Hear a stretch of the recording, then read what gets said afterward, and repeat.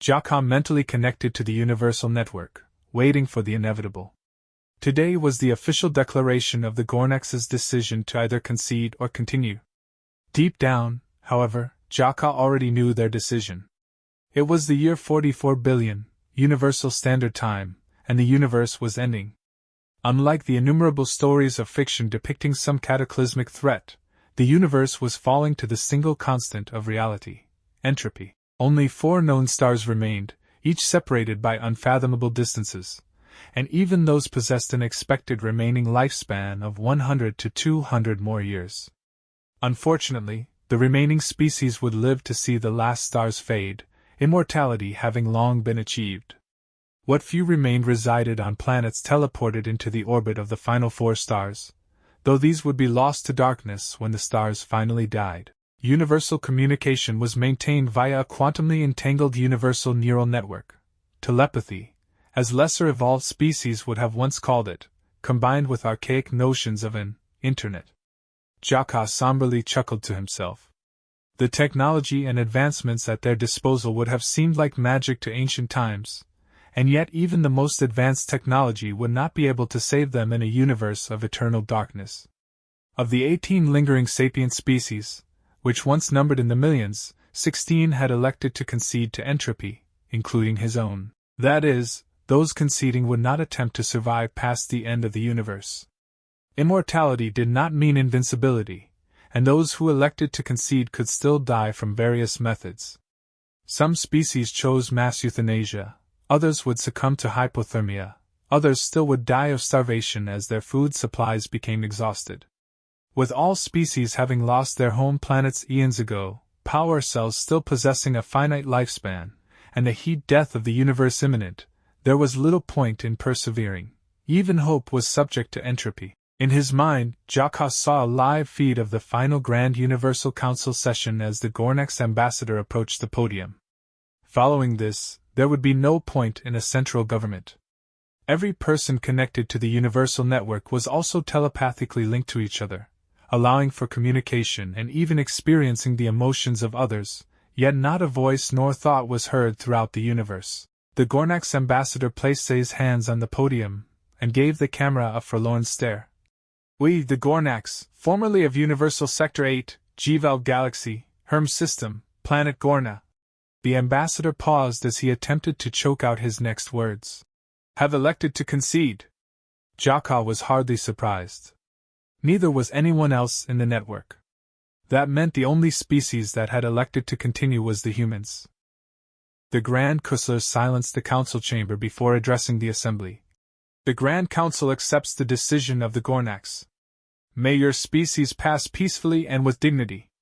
The Grand Councilors stood from their seats and bowed their heads toward the Gornax ambassador. After a moment of silence, the Grand Councilors returned to their seats and addressed the council. In light of the Gornax's decision, the Grand Council now requests an update from humanity. The Grand Councilors turned in unison towards the human delegates. As you are now the only species that has refused to concede, we offer you the chance to rescind your declaration of continuance. Will you concede or continue? The human ambassadors silently looked toward each other, no doubt communicating with all of humanity for a consensus. After a few seconds, one of the ambassadors levitated from her seat and floated towards the podium. Despite billions of years of evolution, humans physically remained relatively the same as they had since their emergence, save for a second thumb on the flat side of their hands, and nanotechnological augmentations that had long since become part of their genetic code. Apparently, evolution had decided no further adaptations were required. As the human ambassador reached the podium, the entire universal network fell silent while she spoke. We, humanity, formerly of Universal Sector 2, Milky Way Galaxy, Sol System, Planet Earth, hereby maintain our decision to continue. The network experienced a surge of annoyance, an eye roll, as humans would call it. Why do they persist? There is clearly no point left, Jaka thought, a sentiment met with approval from the majority of the network. The human ambassador spoke again. We sense the confusion among the network. Please allow us to explain. Humanity has always fought against the inevitable. From unforgivable wilderness, to dwindling resources, to wars, to our very nature, and even death itself. Humanity has always found a way to survive, and we will continue to do so until we cannot survive any longer. We call this concept the human spirit. To explain this concept, we would like to read a work from an ancient human poet. The human ambassador reached into her robe and pulled a single piece of paper. For the first time in what felt like centuries, the network expressed positive emotions, astonishment and awe.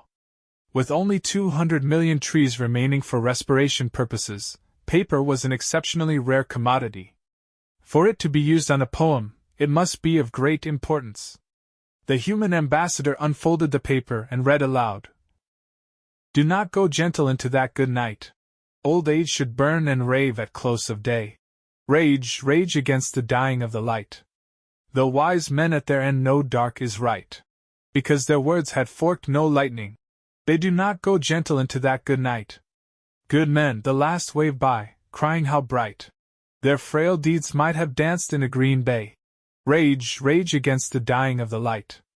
Wild men who caught and sang the sun in flight. And learned too late they grieved it on its way.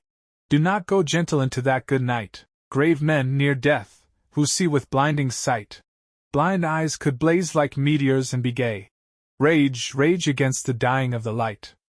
The human ambassador raised her head and addressed the universe. This poem was written by a human named Dylan Thomas.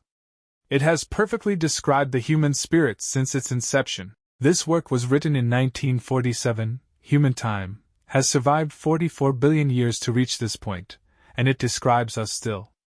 The human ambassador looked around the council chamber. When this poem was written, humanity believed we were the only intelligent life in the universe, and yet we held hope that others were out there. Even now, as entropy encroaches upon us, we hold hope that we may survive.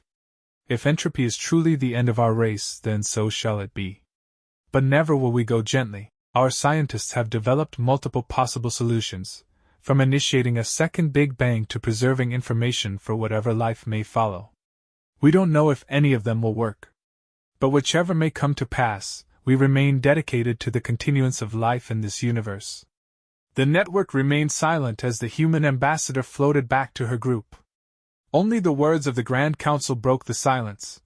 We appreciate the words and concept of the human spirit. Does any species wish to rescind their declaration? The council chamber fell silent again as the 17 ambassador groups contacted their races. The Gornax were the first to speak. We, the Gornax, maintain our position to concede.